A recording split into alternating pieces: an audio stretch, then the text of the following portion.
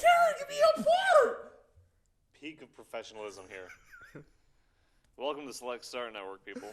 No, not yet. Do it again. Guys? Justin is slowly turning into... Yeah! Oh my God, you're like a little kid. Yes, he is. Please, Fuck. and thank you. I'm still keeping this in.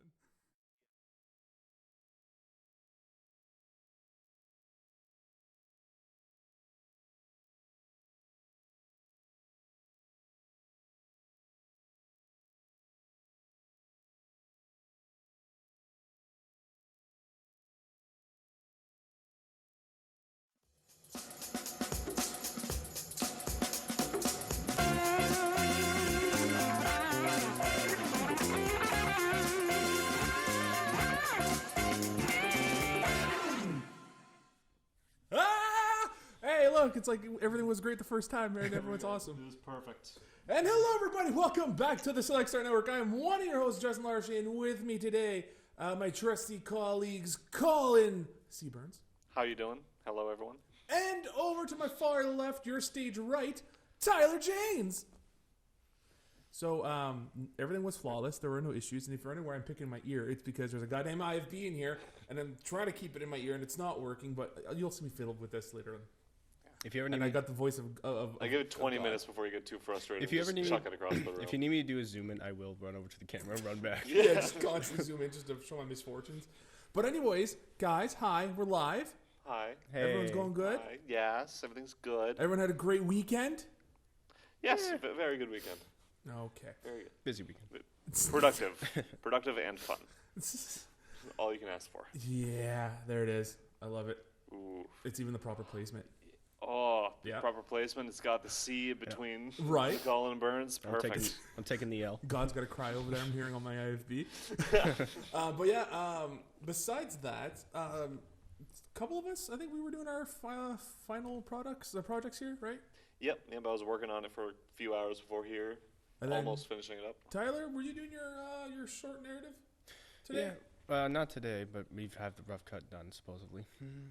Mostly, it's up to Ricky. Mostly because he's doing the finals. Oh, okay. Final, Yeah. What is the final draft? Fine cutting or final cut? I don't know. One of those. Yeah, it's one of the things I can't agree with this project right now is that the way that they separated the editing, it would have been so much nicer and a lot less hectic if one person was in charge of everything. Yeah. Like, I think that would have been much better because, like, the original concept was like, everyone, there's going to be one editor, but everyone has the finger on the button type of thing. But now it's just like fucking logging. Someone does that. Someone does the rough cut. Someone does the fine cut. Someone does the final cut. Someone does like the final cut. And it's just like, Jesus Christ, it's transferring between person to person. So if there's any mistakes that happen.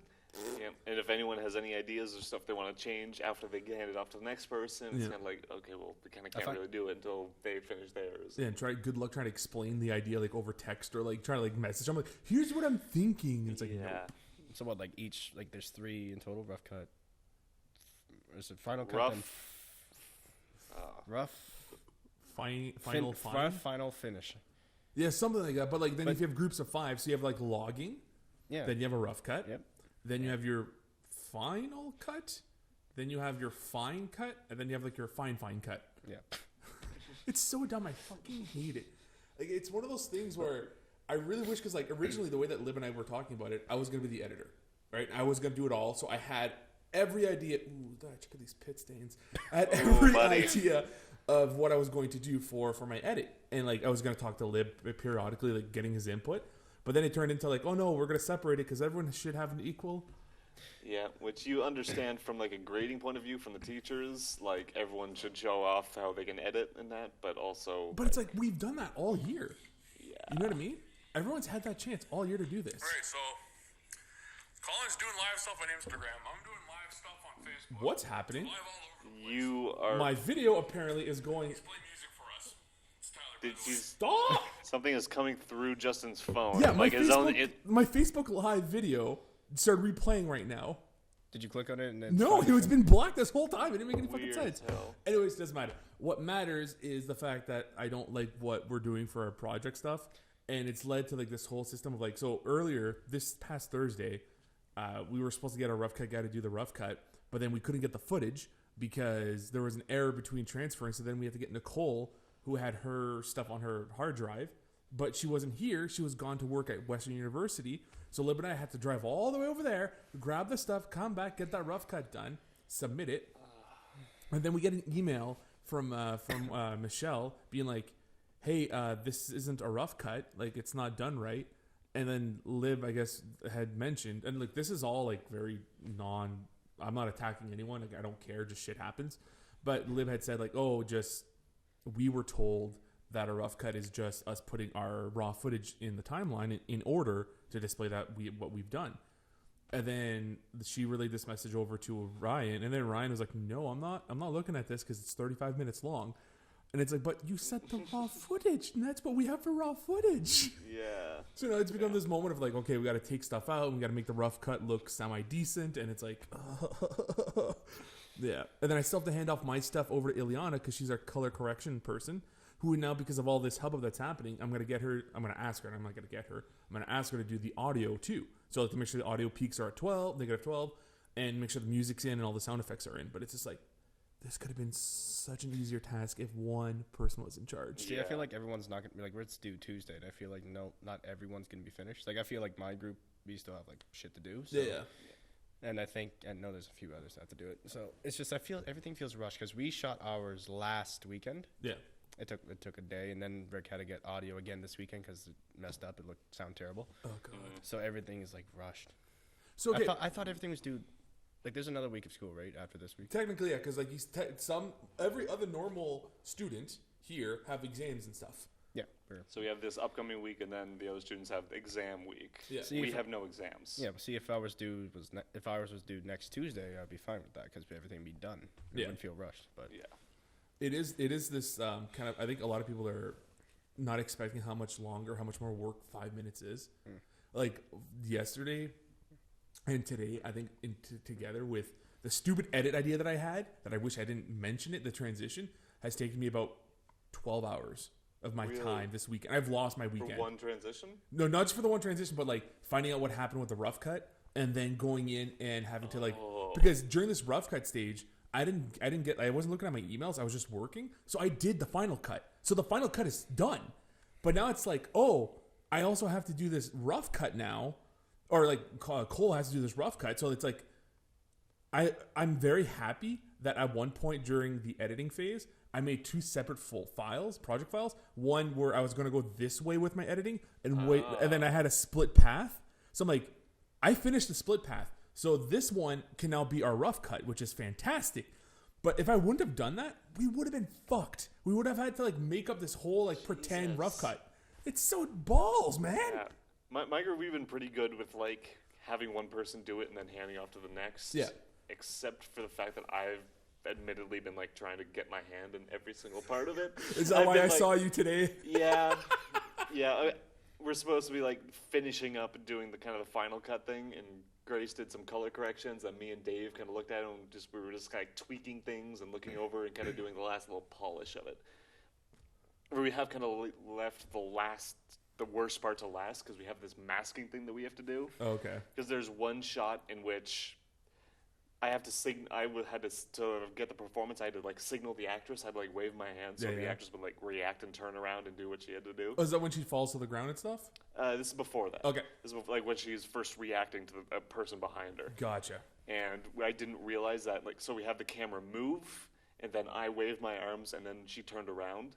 The camera moved right into a reflection. Oh, and then you can then see my arms. You see my dumb ass just like off in the distance just doing this. Oh my god. So we have to like mask over that reflection, just like make it all black or like freeze frame it or something. Yeah. So my thing is kind of similar to what you were talking about. Well, it's a transition where it's when I had you walk across the camera. Yeah. To go from right to left. Oh yeah, that whole thing Liberty thought of. I thought of that. Oh, you thought of that? Yes. Okay, sorry, my mistake. I'll give you credit where credit is due. Good job. No, thank you. Yeah, I wish I didn't think of that now. Because now, like, I had to sit there, and I was originally going to do it in After Effects, but After Effects was going to take too much time to render and like get that done. So I masked it in Premiere. But because I did it in Premiere, I couldn't roto brush, so I had to literally make the mask, make a bunch of like 100 dots on you walking across, and then frame per frame, I have to move every dot so that the mask follows you and behind reveals the new scene. That literally took today, I want to say about 4 to 5 hours. Jesus Yeah. Christ. Yeah, it's one of those moments where I was like, I wish we wouldn't have done this. But I'm like, it looks good, but fuck, it took too much time. Yeah, that's gonna be an impressive as hell transition though. As long as the outcome is good, I guess it'll be worth it. But that's what I keep trying to tell myself. But it's like my family and I had like this big like weekend planned out. Like we're gonna go to the Children's Museum in London and stuff. And go get all this stuff. And like yesterday, half the day was us spending time together, and then from like we'll say 3 until 2 o'clock today. So 11 hours altogether. 2 o'clock today, it's been spent me doing editing and fixing and cleaning everything up. Yeah. So it's like, and for a 5-minute fucking video. Yeah. But hey, that's gonna be a hell of a transition. And then You'll get good credit for that. And supposedly next year's like 8 minutes or 10 minutes. See, here's my problem. Lib, his story should have been 10 minutes. Because when I edited it and I told him, I sent him a message, I'm like, I can't get the story in. Like, I can't do it in 5 minutes. Like, we had to literally remove the entire classroom scene's gone. I had to take it out. What? Yeah. Like, the whole joke of me hitting my head, everything's going to laugh. I literally had to take all of it out. Because if not, we were going to be running into 8 minutes worth of content. Really? Yeah. Holy hell. Yeah, dude. So, like, the dialogue at the beginning with you and Melina going into the classroom, then going to the party, and all the stuff happening at the party would have taken them probably 10 minutes. Oh my god. So now there's a lot of montage in between stuff where it's going to be like, instead of you, like, I'm pretty sure your scene of talking to Melina at the kitchen table, it's gone. Oh no. Or at the in the kitchen area. I liked that whole scene. I know. I was So did good I, at dude. that. I Director's loved it. cut. Director's cut this bitch. Oh, dude! Once this is done, I am going to put everything together as it should be because I think it's gonna look much better. Post it on the Yes. Select Star Network. Well, I mean that's up to Lib. Yeah, it's Liberty's film here. Technically, That's what I Release the Liberty cut. Yeah, the Liberty cut. The Roundtree cut. What's his last name? Roundtree. Okay, release the Roundtree cut. The Ultimate Edition. Yeah, I mean, look, technically the production is Select Star Network, so we own the rights to this because it's the Select Star Network production company here. Yeah, we'll let you and Liberty fist fight that out. I would love to fist fight. Oh yeah, you'd kick the shit out of Liberty. Yeah. It'd be something else. But so both of you guys, for your projects, which I wish I could have done too, I think it would have been fun. But I did enjoy doing our kind of like a rom-com almost. You guys did both of horror type of stuff, right? Yes. So Tyler, Yes. you've never worked with Ricky before. Yeah, we did. We worked on the double system together. Okay, which was. We did Pulp Fiction. But did that one? I don't think we saw never. that one. I don't think any of us did. We never Was saw that the it. one where the knife is thrown with the rotating thing? And, That was his. That was his mini narrative. it was his action, right? Yeah. Yeah. Okay. And then so we did our first official group shooting was Pulp Fiction for Double System, and then for this narrative, we did Ricky's again. It was me, Matt, and Ian, and obviously, and just want to clarify. Yeah. And then we filmed it all at his dad's house, Yeah. and his dad obviously was the monster demon thing, and his girlfriend Kayla did a really good job in the makeup, it's crazy. She's the one who also did it for the locker, Yep. right? Yeah, like that makeup, man, is. Yeah, she Crazy. She does good. And I asked, I guess she's going to school for business or something like that. And she's not doing anything for like makeup or anything. So What? so I think it's just a talent. Damn. Jesus Christ, man! Yeah, for That's her. Yeah, good for impressive her. as all hell. But so for you guys, what was like one of the hardest things you guys had to end up doing for your production?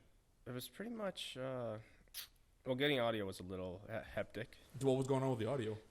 We tried to do it like a double system. So we used the lap mic, you had an XLR cable connected to Ian's laptop, which monitored the audio and everything. Mm-hmm.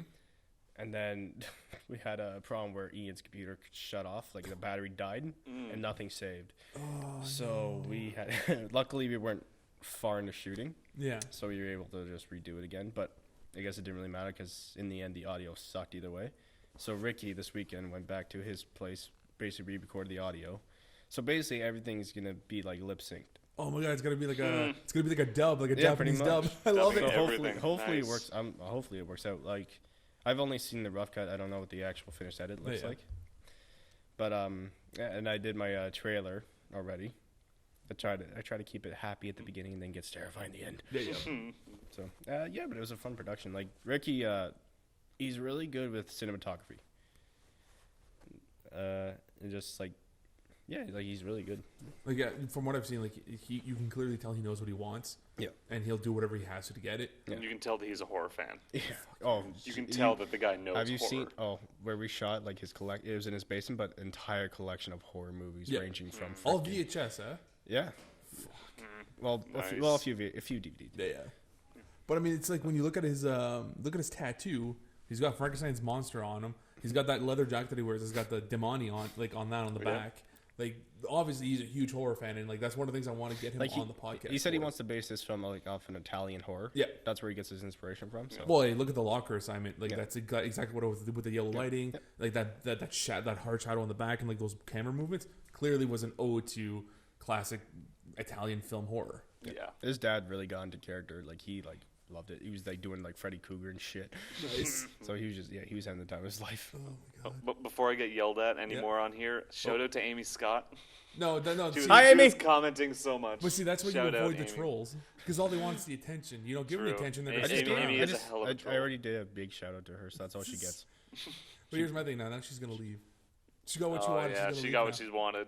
Yeah. Viewer counts No, going I don't. right down. It doesn't. Me, it doesn't matter. So it has to come from you too. So she'll stay around. Right, but so not Lib. Jesus Christ, Colin. My apologies. I didn't want to insult you like that. Okay, thank you. Take off the glasses. You had yours. Yep. It was a good experience. I feel like because I've been part of the other videos beforehand, I kind of knew things to not do. Yeah. I made sure everyone in our group showed up with every SD card they had, because in the one shoot I acted in Jefferson's, and like they had this whole thing about like bringing SD cards, Jesus. and like no one brought SD cards, and people had to like run across. And I bought a whole bunch. I bought like packets of batteries to power our lights, just so we didn't have to deal with Yeah. losing batteries. Ours wasn't. We didn't have so much of a timing issue because I specifically wrote and storyboarded some scenes of it. So we could just like completely cut out small sections of it if we needed to. Oh, really? There was an entire chase sequence that we filmed that we ended up just not using any of because like it just goes from the jump scare and the vampire sees the girl and starts chasing her to then kind of towards the ending. But there's this whole chase sequence in the middle that I had just to film just because it was going to be fun. Yeah. And then there was this whole thing about the lead character, the reporter, has like a bag and she's like trying to like sneak some papers and like steal some shit. And like I had this whole thing filmed about like a person's feet coming towards the door and like footsteps getting towards, and it was gonna get louder, and it was gonna be this big tension building thing. Had to completely cut that out. So now it's just like she looks at the bag, grabs papers, runs out the door, basically. Nice. So I kind of prepared it so it went well in that sense. We had some minor audio issues because there was a little hum of interference or something that our audio guy didn't catch, but it's still turning out really well. That's good. I'm happy it's going smoothly. I think one of the biggest things that happened with us was because there was a lot of movement, specifically for Liv in the party scene. There was a lot of just like going in front of the light with the cameras and stuff, and with the boom. Sometimes on certain scenes, you just see the boom shadow just skim right through, and it's like I'm like, okay, it's just a montage. It's not the end of the world. The biggest issue, which I'll be honest, I almost completely cut out, was the kiss. Really? Yeah, because I walk in, and the way that I walk in, the camera starts moving to the right, and Cole didn't walk with me, so he stayed still. So the way that I moved made the shadow of his boom literally go swipe across your face, you and Melina's face. So what I did instead now is, as you guys are kissing, it cuts out to like a party, like just a random scene of someone on the party having a good time, and it cuts back to just you guys smiling and like laughing at each other, and then it goes on to the end of the film. Interesting. Yeah, so it's one of those moments where like you got to do clever editing to avoid the glaring mistakes, right? Yeah. And that's the other issue was in that kitchen scene, the boom shadow is clearly just like dangling at the very top, which I was gonna have to mask out, but because how we were such tight on time, didn't even have to use that scene. So like, it worked out, but again, like there's so many things that I want to fucking fix. Yeah. You know, I wonder, did you ever get that girl's number, Colin? No, I did not ever Okay, get just that want to be girl's sure. number. Just wanna Molly? clarify. We were all rooting. We were rooting for you. Everyone. We were Oh my rooting for God. you. God damn it. Okay. We were rooting Okay. for you. Here we go. Here we go. Everyone in our goddamn I acted with this girl in this video. I'm sorry, And Colin. it was like a romantic thing, and we have a kissing scene and everything, and everyone kept making so many goddamn jokes about it, saying that we should like get together. There was chemistry between us and shit. I'm sure there was. It was just I'm sure acting there and a was. kissing scene. So you're That's saying all she's it still was. available? Oh, God damn it. God damn it. But like I will say, like you guys did have very good chemistry with each other. Like it was very clear. Like it was very good. I mean, hey, you could take her out to dinner. It doesn't have to be a date. Oh Just, my you know, God. just say, hey, thanks for Anyways. this, by the way. You got nothing. So, changing of subject, but kind of continuing on from that, Yeah. I have this week an acting audition. Yes. For what? A small role, it's like a little. I think it might actually just be like an extra thing.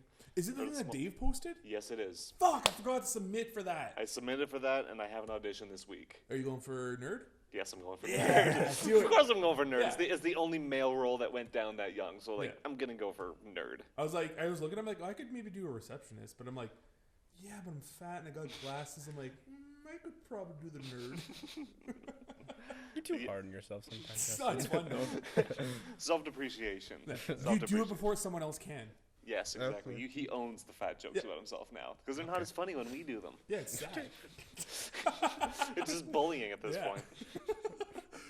So what? So that starts what? That starts Friday. I think so. Yeah. My audition's earlier in this week, that's Friday. Did they ask you to bring like lines to read or anything? Or Yeah, they gave me these little side things. This is a thing to memorize and read out, just so they like know my cadence of my voice or something. I'm Yeah. guessing. That's awesome, dude. Yeah, I'm excited. I'm a little nervous, but I'm excited. You put that on your LinkedIn, young man. I will put that on my LinkedIn.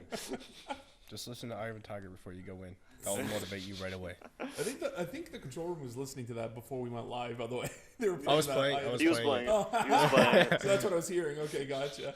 Jesus Christ. Okay, going on to the topics that we have for this week. Though there's quite a like a lot of stuff. Is the only way I can say. A lot of stuff has happened this week Yes. / last week that really blew my mind.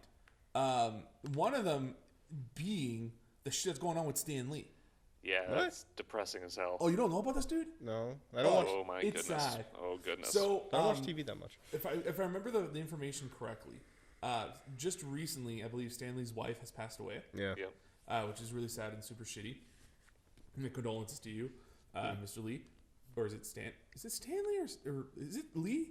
Yeah, his last Okay. name's Lee. Okay. Stanley Lee. Yeah. Yes, Stanley Lee. Okay. So my condolences, Mr. Lee.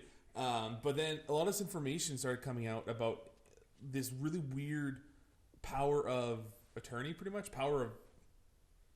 I can't remember what the. Well, I correct remember term a is. while back someone accused him of sexual assault. It's not that. So what it is pretty much is his daughter is like his caretaker, pretty much. Okay. Oh, so he's sick, pretty much. Well, what's going on is I guess she's basically elderly abusing him, emotionally and physically to get money out of him because she has. Yeah, dude. Yeah. I'm telling you, it's fucked up, Tyler. Yep. But it's like it's this situation of like. You go on Twitter and a lot of this like it's like support Stan Lee and like our heart goes out to Stan Lee and all this stuff because yeah like she's basically taking advantage of this old man who's heartbroken and like he's said in interviews I guess a little while ago how like some of her dets are like $20,000 to $40,000 a month Yep. on I credit think card this debts. is his daughter. Yeah, Yeah. his No, her daughter. stepdaughter. Just Daughter. one sure. Daughter. Wow. Yeah, it's really messed up and like he's afraid that when he passes, she's just gonna just all the fucking cash. Yeah. It's all going to go away like in an instant because like $40,000 a month on credit card debt is insane. Yeah. And then he also releases video. I don't know who recorded it, but him saying also some stuff about like how his relationship with his daughter is fine and some other people involved in the situation and like trying to explain it in a way, and he said that he was gonna like sue the Hollywood Reporter or whatever paper it was that first came out with What it. news article wrote this? The Hollywood Reporter. Hollywood, yeah. They're the ones who broke the story first, and then like it went viral with everywhere else. Well, they could have been a victim of fake news. You never know. Maybe, but apparently this is not like the first time this kind of stories about him and his daughter has come up. Yeah.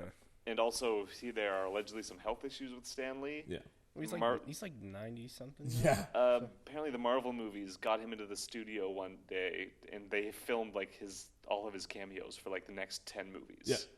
So so he's still gonna have those. Like, So he's still gonna have a cameos cameo in the Marvel. next 10 years, probably. Even after he passes away, you're going to see Stan Lee. I just wanted him to make it to Infinity War, then he can rest in peace. Well, you don't have to worry about it I'm because not trying to sound like a dick. I just yeah. Well, I mean that's like his great for Stan Lee right now. That's probably his biggest culmination of all of his work is going to be watching the Infinity War on screen. Yes. Which am I still the only one who's kind of tempted on this film? What do you You're not mean? sure about it? You're not yeah, sure about I'm it? still iffy. I'm hyped. I'm hyped. Like it'll be. I'm interested, but I'm sure it'll be good. Like it's not going to be like the. I'm sure it's Justice at League. least going to be a solid movie. I just don't want them to make Steppenwolf, like Thanos into Steppenwolf, from Justice League. They can't. They will not. They're smarter than that. They know how to use villains. Josh Brolin is too much embedded since the beginning of this for this to happen. For him just to be this a CGI guy, I'm bad. Like there's obviously depth into him that you've seen in the trailers themselves. They've already done so much with the character already, coming from like the Guardians of the Galaxy and how giving him all his backstory. Yeah, I just hope he lives up to the hype. That's all. I want him to basically just beat the shit out of it. That's one of the biggest issues that I'm kind of worried about. There's a lot of hype behind this fucking film. It's gonna be the next. It's like there's like 70 Marvel characters all in one screen. So Yeah. Yep. It's gonna be the next biggest movie of all time. It's Yeah. gonna break the record. it's gonna break be the next Avatar, number one. Titanic, and all Yeah, that. all that. It's There's Infinity one- War is the next number one. The first Avengers broke $1 billion. Yep. Did they break $2 billion? Just shy. Just shy. Yeah. So I'll say it right now. I don't know. I would be shocked if Infinity War doesn't break $2 billion. Well, Black Panther broke past Avatar and Titanic, so this, it's obviously Yeah. gonna. Yeah. And like the pre-sales for Infinity War, as fast as Black Panther broke the record for like most pre-sales, if I'm not mistaken, Infinity War broke it even in minutes. faster. Minutes, Yeah. Yeah. So it's gonna be insane to figure out what the fuck's gonna happen. Avengers 1 got 1.5 billion. Avengers 2 1.4 billion. I'm waiting for the budget for Infinity War because I hear it's like over like 500. It has to be It has because the CGI in Thanos looks amazing. CGI and Robbie Downey Jr. alone. Yeah. I'm not even lying. His contract isn't it like anywhere? I thought it was anywhere between $25 to $50 million he gets Oh, probably. Yeah. for being like, hey, I'm Tony Stark. Great Robert Downey Jr. impression. That's pretty much Justin Left. Hey, I'm Tony Stark. We'll just What's do up, I'm y'all? Iron Man. just do the Tropic Thunder voice. Oh, Hey, God. I'm Robert Downey Jr. But it's like I am curious as what's gonna happen, and apparently one of the theories that we all had was like Hawkeye's already dead or Hawkeye dies early in the movie. Apparently, is wrong No, because Hawkeye- they've shown He's Ronin or something now. Yeah, that's one of the potential things is everyone thinks that's the new theory is everyone thinks he's gonna look like he dies from Thanos, then he's gonna come back, but hidden under a mask known as Ronin because he did that in the Marvel comics, and he's actually gonna become like a formidable foe for Thanos somehow through that, but also because Jeremy. Renner? Thank you. I was Renner? gonna call him Irons. I'm like, it's not Jeremy Irons. Jeremy. But yeah, Jeremy Renner has been spotted on the set of Avengers 2, or Avengers 4 now? Yeah, it's Avengers 4. Marvel has a history of faking that stuff. That's the other issue. They had Michael Rooker coming onto the set of Infinity War just so people would think that he was not going to die in Guardians 2. But You know they he might fucking have. died in Guardians 2. There might be like a flashback with him and Star-Lord. You never know. You never know what they're I gonna do. miss Yondu. True. Also, they have Chris Evans as being on the official cast list for Avengers 4. Yeah, they Yeah, had but him I in the don't old believe outfit. that. He I had him think in his they're gonna fucking kill him. Rangers 1 outfit. Yeah. So I don't know what that's gonna be about. Interesting. Flashbacks? Flashbacks. Or he gets sent back in time. And he gets sent back in time, and then there's a Red Skull, and I'm super happy. God damn it, I want the Red Skull again. You want? Yeah. They Why, they 'cause need it's to bring him back. I love Hugo Weaving, he's so good. Apparently, Hugo Weaving has problems with Marvel, though. Like, he doesn't like being a part of that whole big budget, multiple contract thing. He hates the multiple contracts, and I remember early on he hated the makeup that he had to put on every single time. Which is understandable. Oh, I get it. Like, but then I guess apparently a few years ago he kind of changed his tune to like how much he disliked Marvel until like, no, it was fun. I love Chris Evans. Everything's great. So I'm probably seeing like, oh wow, there's a lot of money here. He Probably has no problem with the actors. It's just like you said, the makeup and all that. Yeah. Well, I think he might have. Part of that probably was the whole thing he had with Michael Bay after Transformers. How he got kicked off those movies. He's probably the only good voice in that movie, besides Optimus Prime. Yeah. Well, I mean, everything else in Transformers is fucking racist characters. Yeah. Fucking. They gotta have the one who obviously typically Asian robot. His name is Drift. And he's a samurai. Yeah, it's the same voice actor who was in Godzilla. Ken Watanabe. Yeah. Well, I mean, you had Jazz in the first one. He was like the smooth talking, fucking like, hey, what's going on, Jive Turkey? Kind of dude. Then you had those little fucking Hispanic guys. Oh my god, who were voiced by SpongeBob. Are you serious? Yeah, Tom Kenny did that voice. the little robot thing, right? The remote control car or whatever. No, not the remote control guy. There was like these two. The two little like Chevy Sonic and like the really small Chevy cars. The green and Yes. The orange one. The green and orange guys. Yep, the really kind of racist one, Hispanic ones who are voiced by the guy who does SpongeBob. Which makes a lot of sense now. Both of them? Yeah, both of them. So it's good to see SpongeBob cut loose. Just SpongeBob bot, just for no reason. But it's going to be interesting to see what's going to happen with that fucking franchise, especially after this one. I know everyone keeps saying people are going to die. They have to. I mean, someone has to die. I just am curious as to who it's going to be. We've talked about it before on the podcast. We absolutely have. I still think it's going to be Cap. I already told you mine from last time. I would love it if it was Tony at this point. Yeah. Yeah, I'm kind of over Iron Man. And I'm a big Don Cheadle fan. So if it means more Don Cheadle, I'm happy with that. More Don Cheadle. Actually, the other day I actually watched the first Iron Man movie. That movie was dark. Yeah. Yeah, it was. And then now you watch like Iron Man 2 and 3. It's like, what happened? Super cartoony, right? What happened? His suit's now the first one. It wasn't always CGI. Where now it's like completely. That's all CGI. it is. Yeah. Well, because it's easy that way. Because then you don't have to have Robbie Downey Jr. in the suit. You know, but then you see. But you see how bulky it is, like how like it actually looks like Iron Man. Now he looks like Tin Man. Yeah. So well, because like you look at the first one, right, and that plated armor was big chunks of pieces that were smooth and shiny. Mm-hmm. And now you look at the new Iron Man suits; it's like multiple small pieces, right? Mm. And it's all like it's too fake. And that's again my biggest issue with the Marvel series is that everything it's just turning into CGI fights. Yeah. And it's not what I want. Which is biggest letdown of Black Panther. That final fight. You in that scene. You two in this scene. I hate that scene, dude. It destroys everything. Not destroys, but it ruins what could have been a very cool moment. Instead of having the last podcast, you and Liberty, you were like, "Oh my god, that fight scene! Oh. It's so bad. It's so bad. Cool great concepts, movie. Poor delivery. Yeah, great movie. Just that one scene is just disappointing. And I did like when they were falling and fighting. I thought that was cool. That's again cool concept. It just looked terrible in my mind. The CGI was not there for it. I can't remember what the budget was. Probably another $200 to $300 million movie wouldn't surprise me. Yeah. At this point, Marvel's. You know what the sad part is? Black Panther had like a smaller budget than Justice League. Yeah, I believe that. Yeah. I absolutely believe that. Yeah. And yet you get Henry Cavill with his fucking mustache. He recently shaved it, so it is good. Okay, we have on the list here Infinity War Countdown. Favorite and least favorite MCU moments. Iron Man's first appearance in the red yellow suit. That's mine. Least favorite moment in the entire MCU, or actually two of them are both from one of my favorite movies, Thor Ragnarok. It was when Hulk jumped out of the fucking thing and he was like, it was supposed to be like he was going to become Hulk, and then he just lands and like you think he's dead for that second. Yeah, you're about to see something amazing. And then it felt like a joke that was way too forced. See, that's why I say. That's why I say Thor Ragnarok is one big comedy fest. Yeah, that's one of the reasons it's not my all-time favorite. That's why I think it's overhyped. Yeah, and again later in the same movie, how it's like you see Asgard. Spoiler alert for fucking Thor Ragnarok.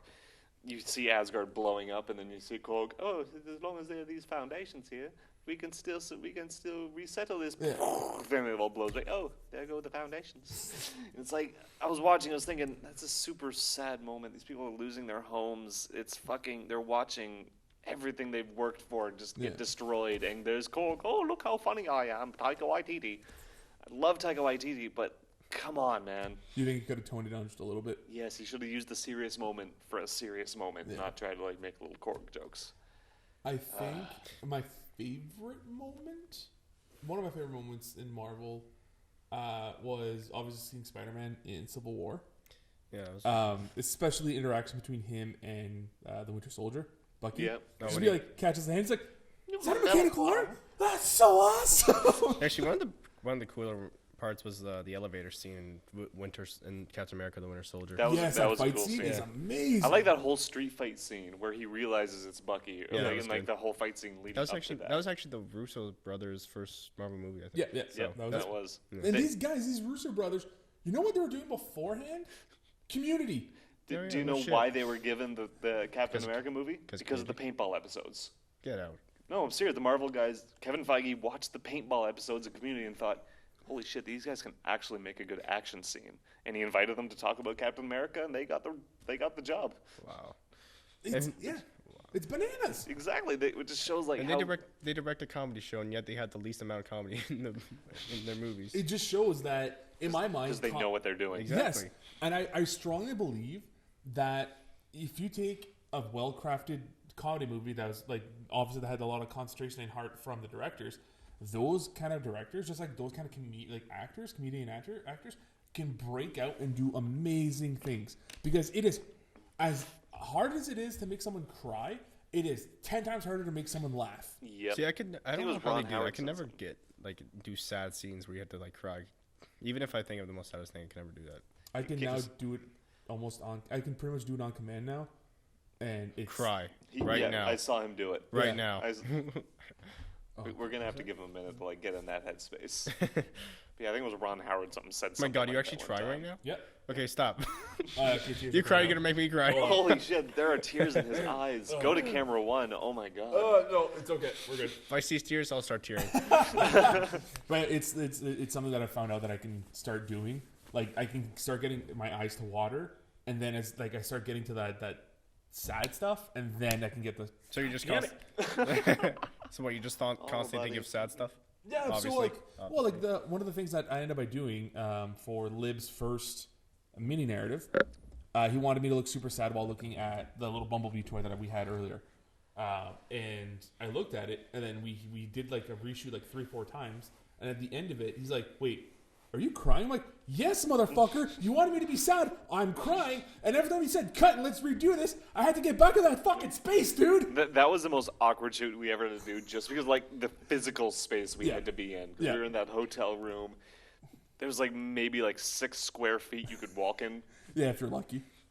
I must say, I loved your locker with the whole like ranting, like you're Oh, supposedly God. Ryan Robertson. Yeah.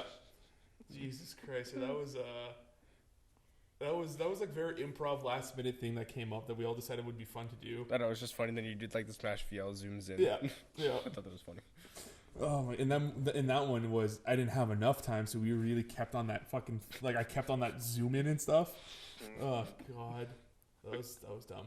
But yeah, so my favorite moments. So obviously the interaction with Spider-Man, and then the other one I think that really, again, actually made me tear up was the Yondu death scene.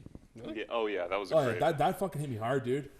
That was a good ending to the movie. Yeah, and it sucked because I love Michael Rooker, and to see him, I'm like, there's no way they're gonna kill. Like he like, I should have known there was something happening because there was such a big concentration on his character. Yeah, and on his relationship with Peter. Yeah, but I didn't click onto it, and then I'm like, oh, they're going to outer space. That's fine. Fucking Star-Lord did this last time with Gamora, and everything turned out fine. What's happening? What? No. What? Father? He's not your daddy? What? No. Don't do this. Fuck. Fuck. Okay, one of my. Oh, I love the moment, but again, it has one of those like really weird jokes in it that Yeah. kind of This isn't- ruins it for me. Is this another Ragnarok?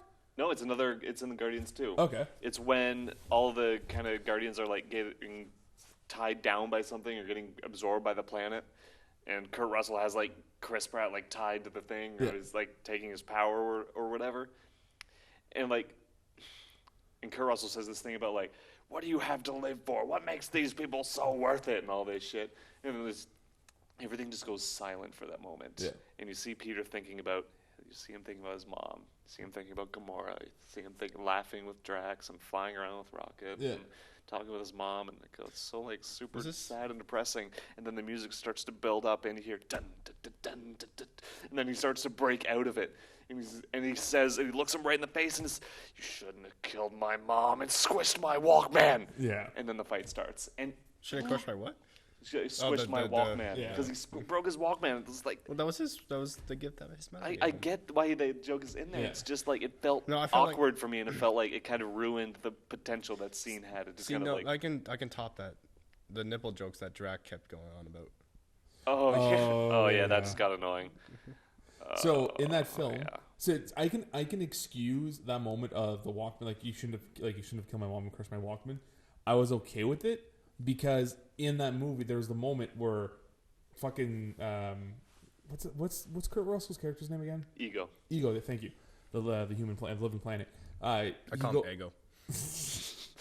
He goes Lego. and he says like, "That's why I had to kill your mother." Like when he says that, he does that big reveal, and Peter just, without hesitation, just whips his guns out and starts blasting and screaming that was good. at him. That was That good. was I a was good like, "Oh man, the shivers down my fucking spine." I'm Yeah. like, "This is a Marvel movie. No other Marvel movie has made me feel like this." And twice, fucking with Jan doing that. They just had like a Han shot first moment. Yeah. Where he just pulls it out and just starts killing. Oh, dude, fuck, it was so good, was so violent. Yeah, that was a good part. Oh man. But I think those are probably my favorite. And like, I would have said before, like, oh, like Iron Man was great. But there's so many other great movies now that have come after it. It's an awesome starter. It was a good base for everything. It just felt like after a while, like you said, like with Iron Man 2 and 3, things got really cartoony. And like, Yeah. I actually really liked the first, Captain America: The First Avenger. Oh yeah. I thought I do too. it was a fun movie. Very cartoony, very like 1940s, like Superman, like, aha, I can do anything, kids. Which I obviously felt like they portrayed. the whole montage with him like in that like Punching like- Hitler and stuff. no, yeah, like what was that, like the theater play or whatever. Yeah. I felt like that was like the down point of it. I was like, wow. That one felt like a little bit like they felt like they were padding a lot of time in that scene. Yeah, I felt like really. Man. But you know what isn't padding for time? What? This awesome commercial thing I'm about to shoot right now. God, here we go. This ad that I'm rolling into. Oh boy. Here we go. Colin. This also gives them time to get ready with the graphics. All right. I see that you're sporting a new shirt, sir. What shirt is that by chance? It's a shirt for the Select Start Network. What? I got it from tpublic.com/selectstartlive. Is that No. in the link? No, good, it's good attempt though. This Good try, small good half attempt. here of the Select Start Network podcast is actually brought to you by quite a few different things. One of them being the TeePublic web store that we have, where both Colin and I are rocking the baseball tee and normal black tee that you can get. That would be tpublic.com/user/selectstarnetwork. You were close. Again, you can also support us up on the good old-fashioned YouTube on youtube.com/liveselectstart. And if you have any kind of a couple of bucks to give, which is cool if you want to. If not, I totally understand. You can also support us on patreon.com/selectstartnetwork. If you have any time, any cash, any whatever, that's awesome. If not, I still love you. And this is an Under Armour shirt in case you're wondering. It's right here. In case Under Armour wants to pay Tyler. we don't sell those. Moving on to the next topic at hand. Colin, I'm going to let you choose it because I can't see it from here. Okay, there's a topic that caught my eye because I have actually been thinking something along this line. Okay. Fan casting comic book characters. Fan I'm gonna narrow it down. casting? I'm Yeah. gonna narrow it down. Oh, Okay. I have a this. question that I thought of a while ago. I think would be interesting. Okay. You are given complete creative control over a DC universe, Ooh, okay. Justice League, the Batman. entire thing, whatever stories you want to do. Okay. Flashpoint. And you have a time machine to cast it. You can go back to any time, get any actor at any age, whoever the hell you want to play whatever roles in the Justice League, DC, Batman, anything. Okay. Who do you get for what roles? I get a younger Kevin Conroy to play Batman.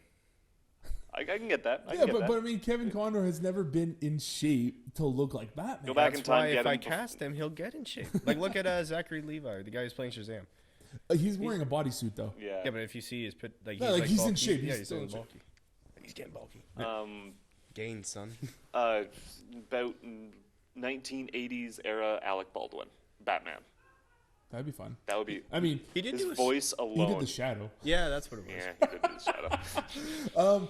Okay, so what I would do, I would choose. I'd probably.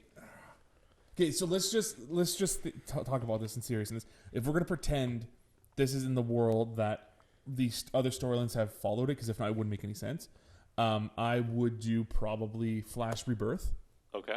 So having Barry Allen return, like have that set up, and to play Barry Allen, in all honesty, I would have picked Ryan Reynolds. Really? Actually, I was just thinking that. Ryan Reynolds as Barry Allen would have been such a much better choice than him as Hal Jordan, or even put Ryan Reynolds as Kyle Rayner for a Green Lantern instead of. If I was to make a Green Lantern, if I was to go back in time, I would stop the Justice movie from ever happening. Well, I mean, one of the biggest issues, it was too soon, and I would. If I had complete, like I have, so what is it? I have complete control. Complete control. I would recast everything. Okay, so I recast Ryan Reynolds as Green Lantern. I replace him with Armie Hammer. I can get that. I can get behind that. And I keep Gal Gadot as Wonder Woman. Yeah, no, she's amazing. I want to keep Ben Affleck as Batman, but I like him as Batfleck. I think he does a good job. But but if possible, I replace him with John Hamm. Ooh, yes, no. 100%. He's got the voice and he's got the look. He's got the Bruce Wayne look and he's got the voice. He would pull off Bruce Wayne. Like they both do an amazing job. So, okay, going this idea, that Flashpoint, do the Flashpoint, but have John Hamm as I can't remember. Thomas Wayne. Yes, Thomas Wayne. Nope. I keep Jeffrey Dean Morgan. Oh yeah, that's true. He is doing that, eh? Yeah. If they cast him, for fuck's sakes. I mean, it's a Zack Snyder production, so there's a chance. I keep Gal Gadot as Wonder Woman. For Aquaman, I'm okay with Jason Momoa. I'm okay with him, but if possible, I would recast him with Dwayne, The Rock Johnson. No, he's Black Adam. Young Schwarzenegger. As Aquaman? Yes. No. Absolutely. Absolutely, man. I've seen the accent, everything. Like young Hercules era Schwarzenegger I cast him as for Darkseid. Aquaman. I cast him as Darkseid. The bad guy from... Then let's just do Mr. Freeze, because that's what we can do. Okay, no. For Aquaman, it'd be the guy, the guy from Vikings.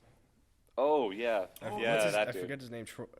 You know what? I would be okay with a completely CGI Darkseid, because you could take Michael Ironside's voice, like he was in the Superman and Justice League animated series, and use that, because that is the perfect Darkseid voice. Yeah. And for Flash, if we're going back in time, I'd probably cast Ryan Reynolds. Or Gosling. Ryan Gosling? A younger guy in Gosling. He was rumored at one time. Yeah, there was a time. When they were still writing it. Even Ryan Gosling now would still make an excellent Flash, I think. Especially if you take away this stupid, neurotic, social outcast Flash that they created, which is complete garbage. It's basically Ezra Miller. I hate that Flash. I hate him so much. There was he had his good moments. Nope. Straight up, I'm sorry. He had a few good I think it was at the end with him and Superman. Like his attitude felt down a bit. It bugs me, and Ruth just said she hates me because I said Ezra Miller's garbage as the Flash. Do you like Ezra Miller though? Pardon? Do you like Ezra Miller though? I've never seen him in anything else. Okay, but this role is just. He was in Perks of Being a Wallflower. Yes, he was. Okay. He was the gay guy. Okay, but my issue with Ezra is it's not even him; it's the character. It's not even the actor, to be honest. I don't like this Barry Allen. They made him. Yeah, I know. Ruth agrees with me. It's not like he's supposed to be this smarmy, fast-talking, cocky character when he's the Flash. Like there was a movie that came out a cartoon movie, Flashpoint. Yeah. Like if you see that the Flash how he is, Ezra Miller could never do that. He could never be that kind of Flash. No.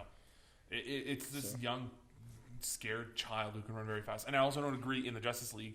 The moment where he's running around like the Superman's tombstone, and I guess he's about to punch Superman, and he thinks he's fast enough. Oh, Superman turns around. You don't like that moment? No, because Superman is not as fast as the Flash. Yeah, but it's in the comics too that he can do that. And during the fight scene, he isn't as fast as the Flash. Superman is still kind of going very slow motion, and the Flash is dodging. Superman is also fast to begin with, so yes, it just bothers me that this Flash character, who still knows he's faster than Superman, because, like you said, even with his motion, you can still tell he's not he hasn't unlocked all of his power yet. No bullshit, because he knows about the fucking Speed Force and stuff. If he did not know anything about the Speed Force, I could accept that. But he's like, I have this lightning ability. It's called the Speed Force. Fuck you, Ezra Miller. Fuck you. Well, I will say this. You're going to hate me for this, but I still prefer him over Grant Gustin. No, you're out of your mind. You're out of goddamn mind. Okay, I'd rather him be perky No. and funny rather than a whiny little bitch. Okay, before we piss Justin off anymore, do you want to go back to the casting ideas? Let's go. Yes. Okay. Charlize Theron, hot girl. Yeah, I can see that. Charlize Theron as Catwoman. No, I cast Oh. Yeah. Ooh. Yeah. Ooh. Yeah. That's not a bad idea. She's got that because, like, look at her in Atomic Blonde. She could easily pull off a very powerful, yet when she needs to be sensual, fucking heroine / anti-heroine. Yeah. That'd be awesome. What's her name? I am. But I also like her as hot girl. That'd be a good. There's an actress I'm thinking of right now. I can't remember her name though. Oh, you know what? Jason Momoa as hot guy. Yeah. Yeah. I can see that that. would make sense to me. Yeah, 100%. that could work. But then for Aquaman, I still cast. don't put him in. It's Don't put him okay. Okay, Green Lantern, Idris Elba. Oh yeah. Yeah, I get it. Idris Elba, 100%. Green Lantern, You kidding me? 100%. John Stewart? I want That's him- what needs to happen. I want Yeah. him to be Spawn. That would be a fun one too. Ooh, Because I'd see what's that. his name? Todd McFarlane says he's making a movie of it. He's making a super low budget one. Right. Spawn is barely in the movie, Oh, fuck, but yeah. Spawn is like the villain kind of in the movie. Because that's how he's perceived by the public. Yes. So how's it gonna work? It's basically gonna be like a. It's probably going to be a redemption story. Well, as long as it's Michael Jai White. I mean, like, he did okay with what he had. like he is a martial artist, so Yeah. he could cast him. He could, who I mean, he could was cast the him? original Spawn. Yeah. He Alright. had his. Yeah. Willem Dafoe's Joker. Yep. You get like younger, so like he's about the same age as whoever gets to play Batman. Yeah. I mean, that's what the Green Goblin was. Yeah. So I could easily see that. That would Yeah. make a lot of sense to me. Keep Margot Robbie as Harley Quinn. Yeah. Keep Viola Davis as Amanda Waller. What Yeah, about she- Slipknot? But not. Oh, masterful role. Fucking. How did he not get an Oscar for that? No, he Where's gave a that? mind-blowing performance. Oh, Ooh, damn. That's true. Bryan Cranston, Lex Luthor. Yes. yeah. I mean, or again, if we can go back in time and stuff, I would love to see Clancy Brown as Lex Luthor because Clancy Brown is the voice of Lex Luthor in the animated series. I would get that. I could get that. He's got that gravitas, man, like that deep, powerful voice. Is that the guy who was in Daredevil season 2 Yeah. in the court scene? Yeah. Oh yeah, The guy who's missing a hand. he was missing a hand. Wasn't he missing a hand? Am I going crazy? No, He was taking he was it the off. general guy, right? Michael Keaton is Batman, and Mark Hamill's a Joker. Do Batman Beyond. No.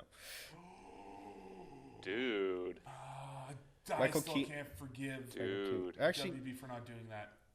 Warner Brothers were supposed to do a Batman Beyond film before they started shooting Batman Begins. It was supposed to be Batman Beyond. Oh my god. Yeah. Yeah. Who And was then going to you play the could've kid? done- You could have done Kevin Conroy's old Batman. Who was going to be the kid? That was man. years ago. I That can't would have been awesome. I want the guy from Josh Hartnett. from Stranger Things season 2, the bully, like what was Billy? I think his name was. Oh, The bully. Steve. The kind of older kid. No, the bully from season 2. Oh the, shit! Yeah, the Remember his asshole. yeah, you know. Oh, Like what was his name in the show? motherfucker looks like Zac Efron. Yeah, you know. Zachary Montgomery or something like that. Yeah. Yeah, I want Yeah. him as Nightwing. Yeah, I Yeah. can see that. He's got the build for it. Fuck yeah. Yeah, I could do that. Or even Zac Efron. I would even be okay with Zac Efron. I don't think he's old enough to play Nightwing in the current DC universe. Yeah, well, Nightwing. But yeah, Put him as young Jason Todd. Yeah. Young Robin before he dies. there you A go. lot of people still want Jensen Ackles because he's the voice. He was the voice in He that was movie. so good. He was so good as a Red Hood. Yeah. Oh my god. He's- But the age different. The age. Well, he's 40. He's 40 now, so Yeah, it won't he's work. like the same age as Ben Affleck. Almost. Pretty It much, wouldn't like make 5 Okay, years so younger, how yeah. old? Okay, for the current DC universe, how old would Nightwing have to be? How old would Dick Grayson have to be? I mean, Like like when he 24? first became Nightwing, say current day. he would Like probably how much younger than? mid-20s to Probably 23, 24. I would say pushing it. He would be like early 30s. I'd be pushing it, but yeah, like mid-20s would be the perfect age. Okay. Or cast the guy from the Maze Runner. The Yeah, that kid. yeah, He'd be good. Yeah. If he You can know still what do I'm talking about, right? stunts. Josh, or even Josh Hutchinson. I No, guess- he's a little short actually. Cast him as the third Robin or whatever it was. Tim Drake. Yeah. I'm gonna look this up. I'm gonna see if there's any How many Nightwing movie Robins are there? casting There are 4? rumors. There's just 3. There are 4. There are You 3. got Dick Grayson. You got Tim Drake. You got Jason Todd. And that's it, right? Well, then if you look at the Batman Dark Return. Knight Returns. Yeah, the girl. Yeah. Yeah, the girl. I think that's it. Yeah, Oh, and then you have obviously Bruce's son. Damien, right? Yeah, So there's Damien. like 5 Robins. Who dead? He's dead. Unless he came back already. I don't know. For Batgirl, I cast Anna Kendrick. She was from Pitch Perfect. I would grab a younger because it'd be hard now because she's older, obviously. Alicia Vikander. Rosario Dawson. Rosario Dawson? Yeah, Rosario she'd be good. I love Rosario Dawson. You laughing? If we're doing, She's one of my favorite actresses. if we're still doing the time machine casting, Yeah. Wonder Woman, Gina Torres. Oh my God! Yes. Yeah. 100%. She looks like an Amazon queen already as it is. Is that the girl from Firefly? Yes. Yes. Okay, yeah, I can see. That's Wonder Woman? Yeah.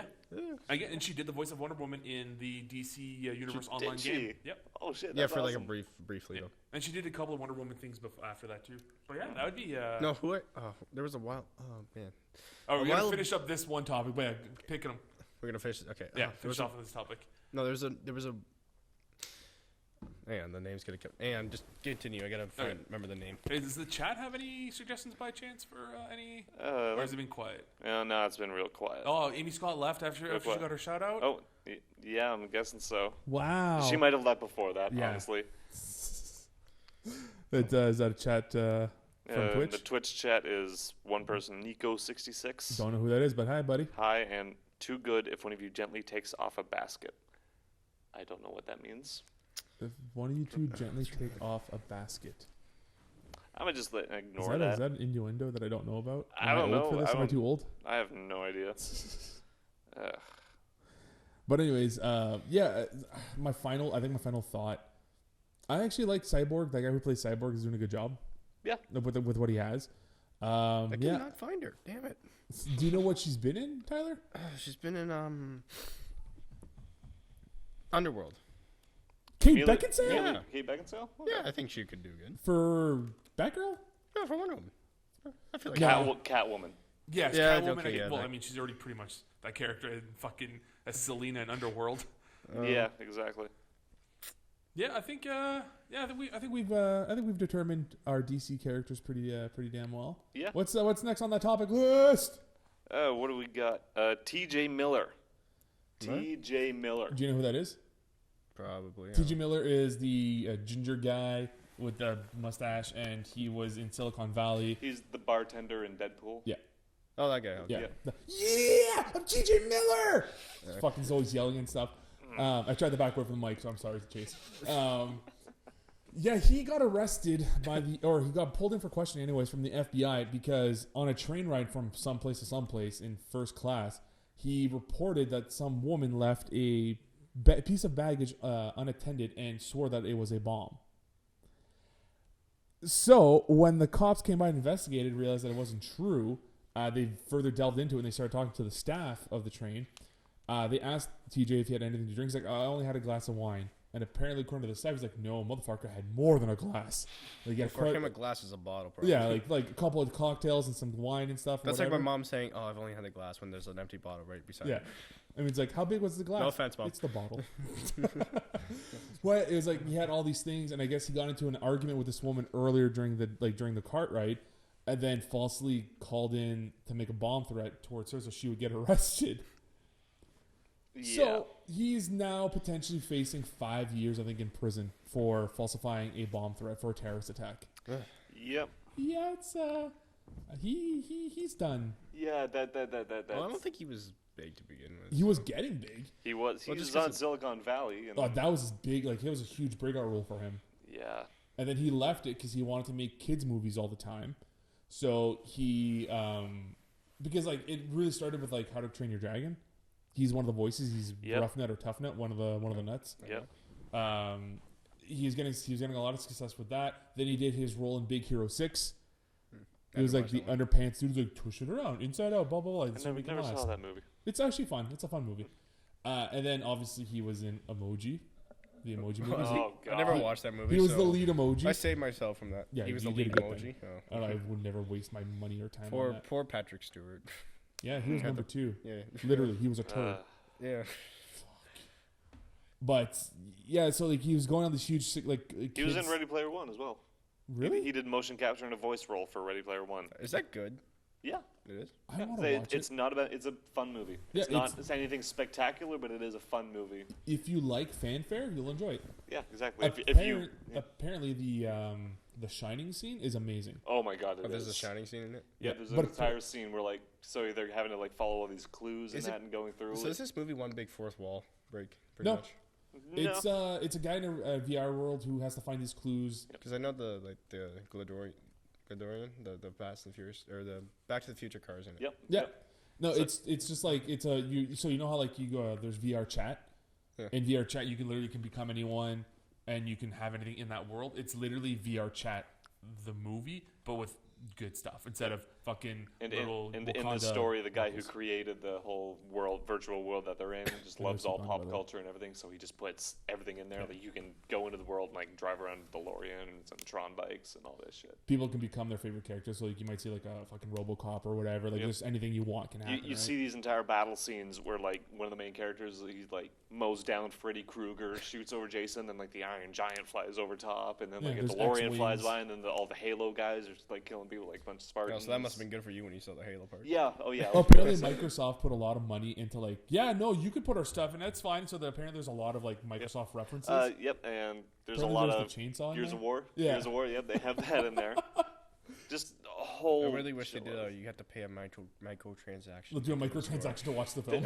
There's so many microtransaction jokes in that movie. Oh, really? They Good, good. shit all over companies who do Good. that. I love it. God. Love it. But yeah, apparently in this scene, there's a scene like Colin was saying in there where I think they have to reenact like word per word or like the entire scene of something that happens in The Shining.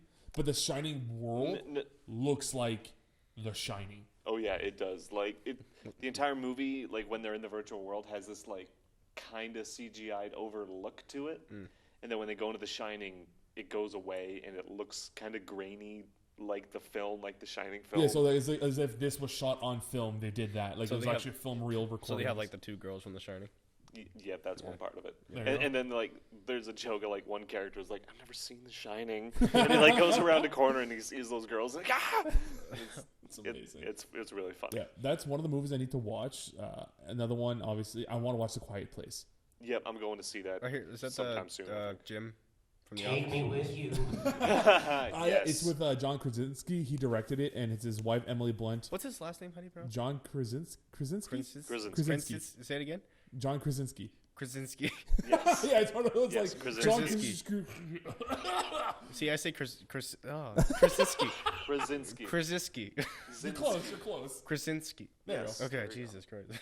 But yeah, it's apparently it's call a him really Jim. good film, and from Liberty was telling me this that in the film there's like maybe 3 minutes worth of dialogue, Yeah. and the rest of it is literally just like Isn't it? reactionary. It's all like sign language, right? yeah, like it's the environment, it's the monsters, it's the sounds that really move you. It's not really a horror. It doesn't come. Apparently, it is. Yeah, does it come across like scared you? I'm I interested. haven't seen it. Like from the yeah, but I'm do it. talking about like Like from I trailers. think I'm a big proponent that what helps a horror movie is its score and sounds. So if you're telling me there's a horror movie that is pretty much purely score and sound, I'll give it a shot. Yeah, I'm excited for that Yeah. idea. Because like that's one of the things I find a lot of horror movies nowadays try too hard on or don't have enough of. Too much. Well, like when you look at like I actually didn't mind Insidious when it came out. I thought it was actually kind of a fun film for the spook fests. But like you can clearly tell something was gonna happen because the music would drop, everything would go quiet, and then something would happen, right? Like with the music. Just like in Paranormal Activity, you knew something spooky was gonna happen because you'd hear that rumble, like and then it would just stop. So then you knew something was gonna happen. So like there was no jump scare at all. I've not watched any Paranormal Activity movie ever. The first one's okay, and then the rest of them are. Well, that's why I never watched them because I hear like they're terrible. Yeah, I mean, look, it's awesome what they did. I mean, like you heard it on the fucking communications class where they took a $15,000 budgeted film and they made like $150 million. It's the most it has to be the most successful featured film of all time when you look at budget versus fucking monetary gain. Yeah. Speaking of what you showed on Last Class on Friday, what do you think of the last class for us on Comms? class? I think. Are you relieved? I mean, look. Truth be told, I have not gone to a comm class since like I think I was in there for 3 weeks, and then I just stopped showing Last time I saw you was like February. Maybe, yeah. So Well, I stopped going because everyone else stopped going. Well, it's Turns just- out I didn't miss anything. Well, no, because again, it's nothing against Richard. It's a fucking dry class that all the information that you want you get online. Everything is due online. You don't get anything special by showing up to his class. Like Ileana showed up to, I think showed up to every single one of his classes. It's also common sense. Well, she's a good girl. That's why. Yeah, she's a good girl. But she was saying that one of the things that she had to do in comms class was, it's one of the blended ones where it's like, here's like 10 articles, read the articles, and then submit them. Like, submit that 9 questions, whatever. Which was like 2%. Yeah, 2.5%, 2.5%. It's crazy. No, fuck that. But the work that she did in class didn't go towards the actual assignment. So she did like 4 or 5 of these examples that he had in class, and then he's like, okay, now go do these 10 other ones. Yeah. So she's like, what? Why would I want to do that? You just made me do 5 examples in class with you, and you're not going to let them count towards my work? I showed up and I don't get rewarded at all? I'm sure Elena might have been the only person there. It's insane. And then what's even more bananas to me is Colin has a totally different comms class than us, which is it's totally different from what we're learning. What's his name? Robin. Robert, yeah. And there's another professor that teaches comm class as well that's going on this semester. Like, I don't even understand. Like, what were you guys learning in your comm class? Doing resume. Started with like proper business language and communications, formal business letters and memos, and then on to resumes and cover letters. How to write an email? Pretty much, yeah. One thing that bugged me about that class, there was one assignment we had to do where we had to make up a resume and a cover letter, like, and apply to this fake job that he was doing. Yeah, we had to that's give what we him a had to cover do. letter and a resume. I have a resume that was a resume and a cover letter that was put together by a friend of mine who got a human resource management degree from Michigan State University. I like where this is going. Good school, good program. I had like the template and everything set up by her. She set it all up for me, and then I just like filled in the blanks like I do for every other job I do. Yeah. And he gave me a 5 out of 10, like 50%. Why were you missing? I don't know. Like, I meant to talk to him about that, but it just pisses me off that like it was put together by a person who did that. That's and that's her job. And, yeah, that is literally her job, to look at cover letters and resumes. She gave me one that she said was perfect, and a 5 out of 10. Well, come on, Robin. I'll tell you this before I told you about this before we went on live. Like, my mother made like something like remember that there was an assignment we had to do. What are you looking at? He's getting something in his ear. Yeah. No. Just keep going. I'm having I a thought two-way I conversation. thought you were annoyed. I thought like, oh, he's talking about this. Okay. Yeah. No. I was like, I'll stop. No, I'm done. Oh God. So your Super your fast. mom Okay, helped Okay, you so out. there was an assignment that we had to do, but it was like I didn't want to do it. My mother knew what it was, so I was like, oh, she was like, I can do this for you. She's like, are you sure? I was like, yeah. So she did it. I handed it in. Feedback comes back. I got I think it was like out of 25. Yeah. He gave me like a 18 out of 25, and he said this was missing, even though this is what my mother does. So it's like, and then she tries to blame it on me, like, I try to rewrite things like the way you would say it, son. I was like, okay. So what I ended up doing for myself was we all had the same assignment, obviously, for this like cover letter resume thing. I took mine and I had written up a cover letter and a resume not too long ago for Rooster Teeth for an Achievement Hunter posting. So I'm like, I'm just gonna take this and give it to you because I've technically just did this like a week ago. So like, I'm not gonna redo one. I'll give you this. And I get my review back in, and I think I got, again, if it was out of 25, I maybe got a 20 or 21 or something. And one of the notes was like, you're too casual with your conversation in your cover letter. Like, you can't be so relaxed. But it's like, you don't know anything about this company. Yeah. They like the fact if you're more person to person with them. That's how they are. Yeah. And then one of the other ones is like, use the term scrub through. I don't understand this term, and I got docked points for it. I'm like, that is a technical term used in the business. So when you're scrubbing through the timeline, like you're siphoning through, you're just going through to watch stuff. It's called scrubbing, and it's like, you can't dock marks on this because you don't understand what the fucking lingo is, man. Yeah. Learn my program, what I do for a living, before you start docking marks. I'm currently looking at Rooster Teeth jobs now. And Chase just brought up a good Well, point. hey, they got a lot of internships. He knows stuff about music. Like, he doesn't know anything about film, so it's Yeah, really, well, he kept going on to us about, like, hey, I'm a composer or something like that. I write music, I do improv music styles, and I do a radio show host at Western University, and it's like, cool, so you know a lot about music. You know nothing about film. Why are you teaching this program? Like, why are you teaching this class? It doesn't relate to us at all. I really hope we don't have it next year. Wait, was your class composed entirely of people from our program? No, we had a couple of randos. Yeah, it was Our class was probably half, maybe a little less half people from our program, and the rest of it was photography I think students. There was a bunch of assignments we had to do where he split it and said, "Oh, broadcasting kids, you do this assignment this way. Photography kids, you do the same assignment this other way." Yeah, we had about like 6 maybe from our course. So I don't know why they didn't just put us all together. You think it would make sense? Yeah. I thought you were in the comms class before, like in the beginning of February or something like that. No, I think you might have been. Might have looked. Yeah. Maybe you saw your clone or something. Yeah, maybe. Well, Mac just said his class was entirely all broadcast. Our class, like I said, let's just say if we had a class of, I want to say if we had a class of 12 people, we'll say probably. Plus the people that didn't show. Yeah, I mean, if everyone was going to be there, out of the 12, probably about 8 to 7 of them were us, and the rest of them were people who didn't speak English. Yeah. It was like one of those moments where it's like they never spoke a single word at all. It's like, are you a robot? Like, what's going on? Like, are you? If you're mute, that's cool. I have no problem with that. Just I want to know. See, I knew this course would be interesting when he kept getting our names wrong on the first day. Oh yeah. He goes, he's like, "What's your name?" I'm like, "I'm Justin." Da, da, da, da, da. I was like, "And Tyler," and I thought maybe he was talking to Tyler. Yeah. No, he's looking at me, and I'm like, "Oh." Did you? I clued because he kept saying my name. Like, why are you saying my name? Yeah. And it turns out that he's looking at you. I'm like, The entire wow, time, and then wow. Yeah, and because I had such like a very laid back, like the way that I talk to professors is the way I talk to anyone. I don't care. Like I treat everyone as equals. Unless you actually know the student, don't say their name. Yeah. So he kept on being like, he would turn to me like, "Because Tyler, if you look at this, or Tyler, if you knew about this." He did that this Friday too. Yeah. Yeah, because today, and then at the end of the class, like when I had to write down my name for attendance, I wrote my name down. I'm like, just by the way, so you know, after everyone left, I'm like, my name's not Tyler, it's Justin. Like, that's Tyler, I'm Justin. We should have just all year we should have just said, "Hey, I'm Justin. This is Tyler."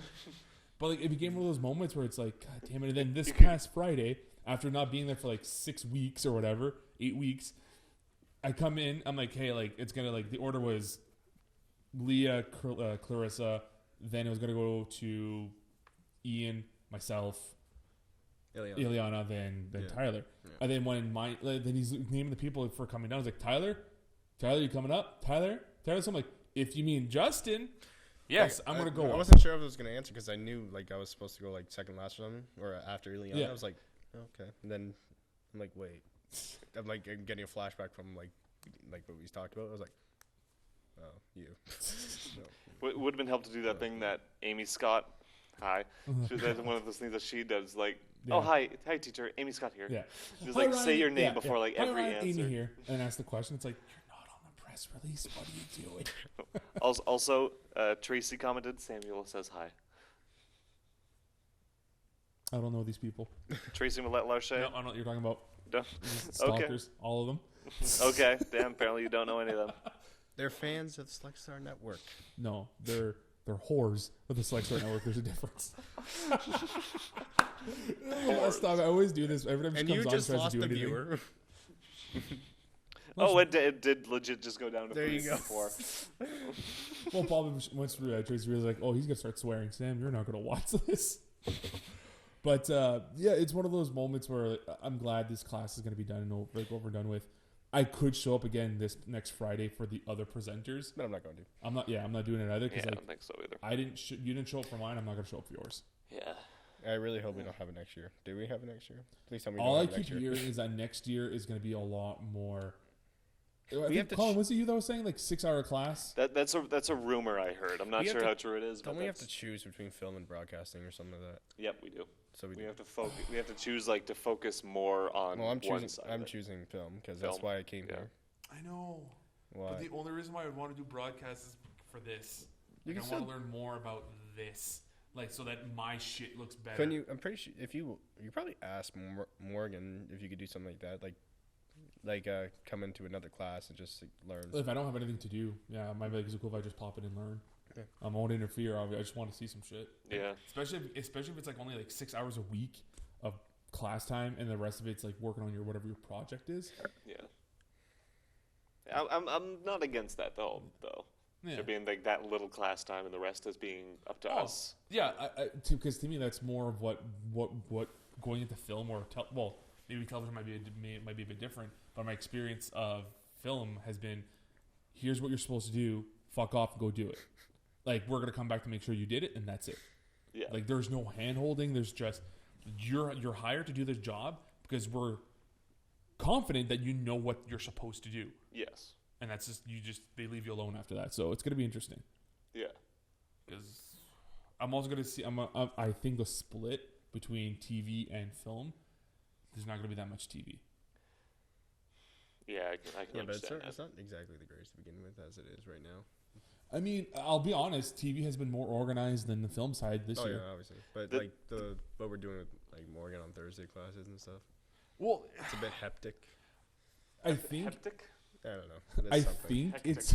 Hectic. I think it'll get better. What did I say? Hectic. What was I supposed to say? Hectic. Oh, that's how you pronounce it. I think it would get a lot more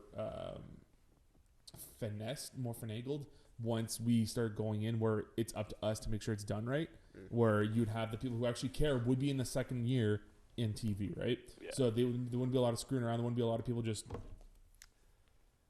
Yeah, it'll What? only be the people. It'll only be the people who want to be there. Yeah. So it'll be interesting to see what happens.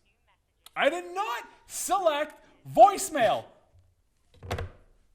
Having problems there? Yeah, we're having a disagreement. No, I'm sorry. I've been having problems with my phone lately. The battery is like dying on it. It's got the battery sucks so bad. It's to the point where if I have it plugged in and charging, if I start using it, the battery will still go down. Oh, Jesus Christ. So it just like won't hold a charge Yeah. and it uses up the battery. One of the way too things, quickly. is that an iPhone? No, Google Pixel. Okay. One of the things that Tracy did with her, she has an LG. She said that worked just fine. Was literally just system reboot or reformatting. There you go. Okay. Because it'll get rid of all. Because what happens a lot of the time, you end up having a lot of these applications that work on the back end that just drain your battery power because they're always working. Yeah, I get that. Yeah, you wipe this clean, and then you can go from scratch, start from scratch, and you might be able to get something that's decent. I'll try that out. And if it doesn't work, I'll just go buy a new one. There I you can go. have another. I still have my old phone. Yeah. On top of the monitor there doing a time lapse. All right, and let's call it one last topic, and I think after that we're gonna call it a show. Okay, one last topic. There is. I gotta get one. It's one suggested by Mac. End of year thoughts. Well, so funny enough, we're gonna have a wrap-up show Yes. that's gonna be happening probably next Sunday. We're gonna get a couple people together to see if we can all talk about it. I'm still looking, but Yeah, we're gonna talk to a couple of people. So that one's gonna be held off until next week. So I'm sorry, Mac. I'm Okay. sorry, sweetie. that's gonna be helpful for next week. What Best else we got? best TV themes of all time. Yes. Okay. So I'm actually kind of curious about this one because I recently I watched, like I talked about in the last podcast, I started rewatching all of Community. Yep. So I watched all 6 seasons, and I realized how addictive that fucking song is. Yeah. So I was always wondering, like, for you guys, what's the song that really like caught your fucking attention the most? The Office. For you, it's The Office. The Office. Yeah, Work. that was one. As much as I don't like the show, Big Bang Theory. Game of Thrones. Game of Thrones. That's another thing we can talk about very quickly. That I mentioned earlier. Finally, after like 20 years of fucking being, or 30 years of being a band, fucking the Bare Naked Ladies yeah. finally got accepted in like the Junos. Canadian Hall of Fame. Yeah, the Canadian Music Hall of Fame. Nice. They finally performed again with the gentleman. I can't remember his name right now. I'm blanking out. But the bigger dude. Ed Robertson. Yes. No, not Ed Robinson. The other one. I don't know. All The one who members. used to sing with them, anyways. Oh, it's before Steven Wilson. Yes. He came out and actually played with them. Oh, nice. Yeah, as like a farewell, like to the show. Good for him. And it's one of those moments where I'm like, really, they're not in the Canadian fucking Rock and Roll Hall of Fame? Like, what the fuck is wrong with you people? It's the Bare Naked Ladies. Well, it took, looking tragically hip, it took the last years for them to get into the Hall of Fame. Yeah. It kind of feels like the only reason why they went in there, as shit as it sounds, is because like Gord's health wasn't the greatest, right? Yeah. It's dumb when people do that. Yeah. But anyways, Another TV theme, House of Cards. I've never actually watched an episode, so I don't know. It just works so well. I used to binge watch it, but the theme song, no, I always skipped it because it's too long. It's just I want to get to the show. It does a good job of like suiting the world. Like Stranger Things. Yep. Yeah. Yep. Yeah. I once one of my favorite things to listen to recently. I showed it to you a while ago. Oh, yeah. It's a mashup of the Stranger Things theme, but they put Childish Gambino rapping Bonfire over It's it. really good. It works. It's fucking amazing. Yeah. They did an amazing job with that. I'll name another one, even though you don't like it. The Walking Dead. No, I like The Walking Dead. Huh. I used to I watch don't it like all. I don't watch it anymore. I used to watch it. I don't straight up can't take that show seriously. Really, yeah? Because whenever it's the slow zombies, man. They're too funny. Like, I'm looking at them. Well, look at their corpses. They're like corpses, and they're Exactly, their skin's because falling. like whenever I look at a Walking they're Dead still. corpse, I know it's just some dude in the background going. I want the World War Z zombies to come in. No, I hate the World War Z zombies because they're not.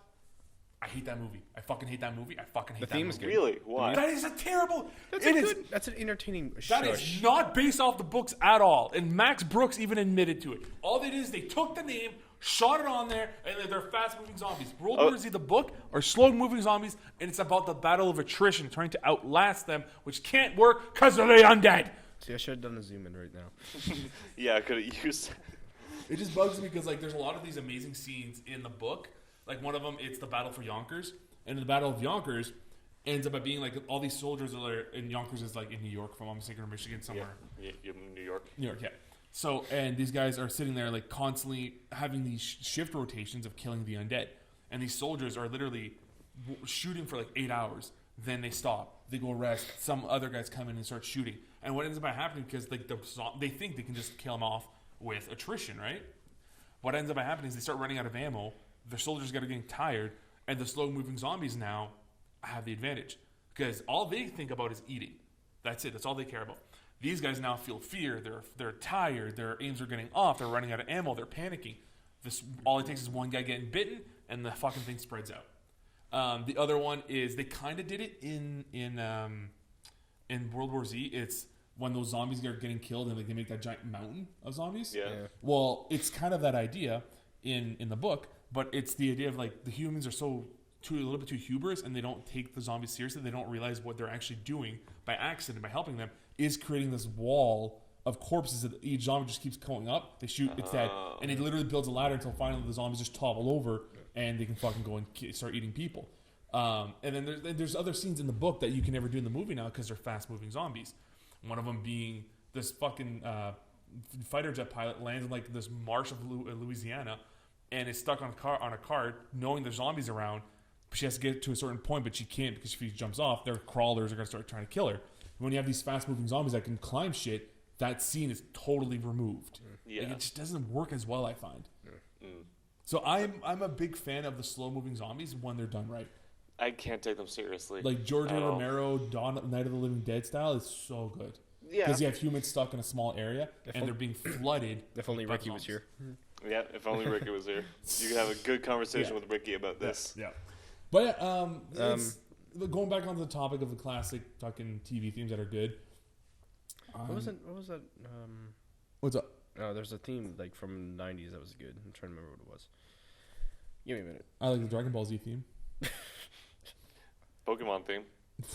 I mean, it's addictive. Everyone knows the fucking lyrics for it. No one ever was. It was a good theme. It was a very good It was a theme. very catchy theme. Did you ever watch the cartoon show Teen Titans? Yes. Yeah. Teen Titans, let's go. Fuck, There you that go. was a catchy There one. you go. There's one. One that I think is kind of, people don't think about it as much, but it is fucking catchy. It's The Simpsons. Yeah. You Fam- hear that? Family Guy, then. Okay. Simpsons. You're hooked right out. Okay, then I have to include Family Guy.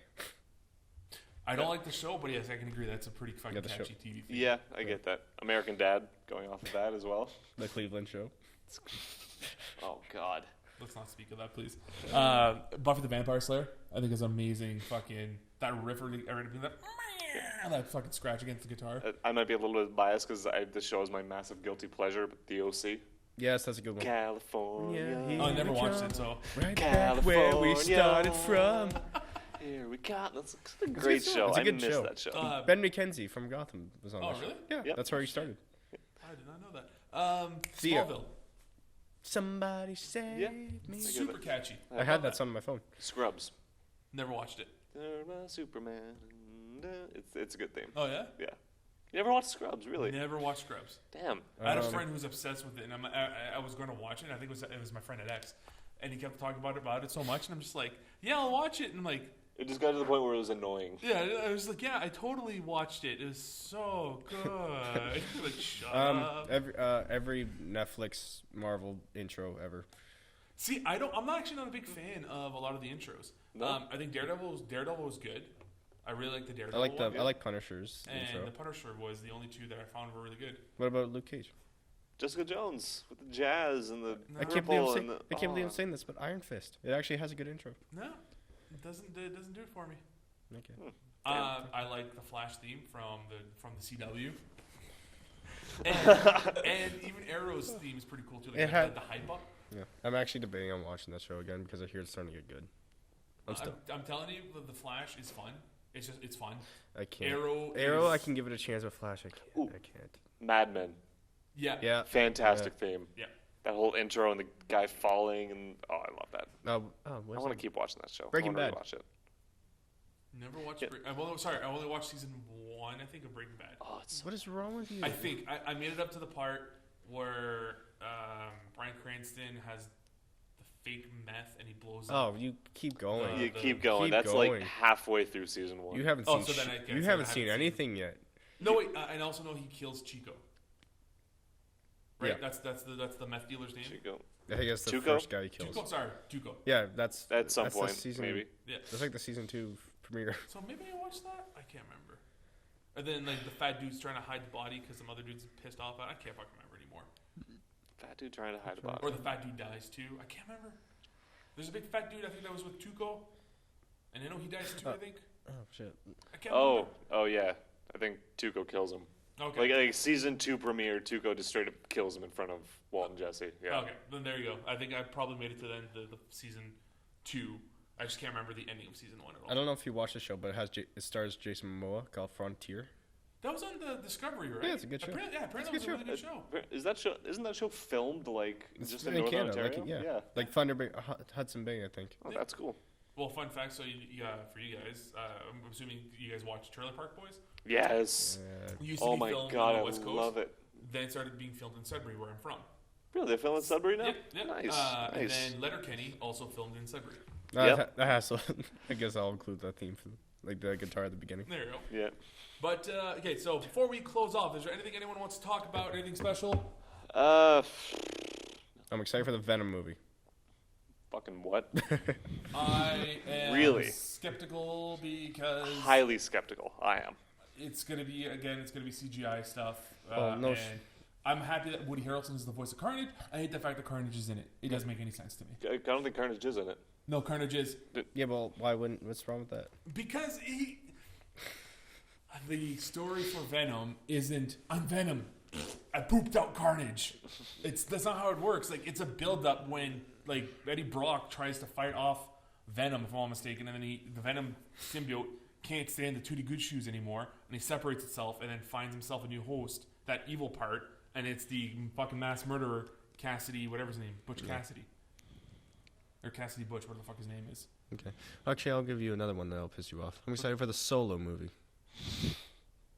I'm not, it's gonna piss me off. It's just,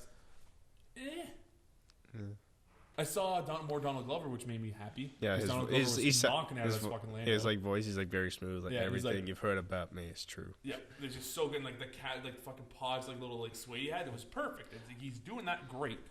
I just don't know about the rest of the film. Yeah, you hear Donnie Glover speak. It's like, oh, But anyways, I was wrong. Carnage is in the movie, just in a minor role. He's not the main villain in the movie. Oh, what's that? oh no! Are they gonna go the Spider-Man 3 route and have too many villains? Maybe. Fuck. Well, that Amazing Spider-Man 2 route. Or yes, Amazing Spider-Man 2 and 3 had too many villains. Yeah. Oh yeah, Amazing Spider-Man 2 had fucking Electro, Green Goblin, like Rhino. Oh, fuck, oh, yeah. And they I had can't they even tell had, Ryan who was in there for and they had 5 seconds. hints at like Black Cat and all these other ones. Yeah, and, Yeah.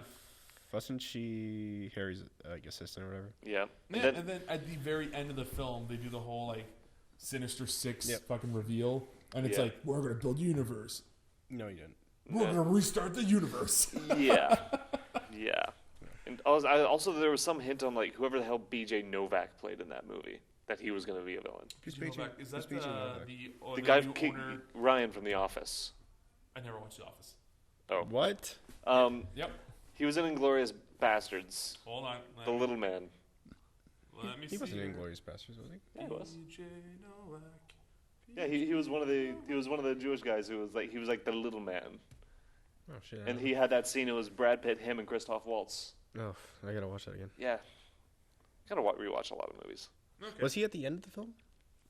Yeah, yeah. But he was one of the guys at the very end of the film. Okay. Maybe I just didn't know him at the time. That's why. Okay. I watched Glorious Bastards for The Office though. Okay. And with that, I think we're gonna give a little bit of time for the control room to bring up our handles at the end. Yeah. No, that's close. Oh. That's the ad. That's But acceptable. we'll It's talk good to about put that up. it. Yeah, once again, guys, if you want to help support us, all you got to do is like us on youtube.com/live-select-start. If you want to buy any of the fantastic merch that both Colin and I are wearing, you can go to tpublic.com/user/select-start network. And if you have any kind of bucks to spare, it's cool. $1, I don't give a shit. Nothing, it's still fine. You can support us on patreon.com/select-start network. But as always, If you like Under Armour, you can also go to Under Armour. you can also go to check out Under Armour. I'm Justin Larshay. Colin Burns. I'm Tyler L. James. And thanks for joining us, everybody. We'll catch you next time. Bye-bye.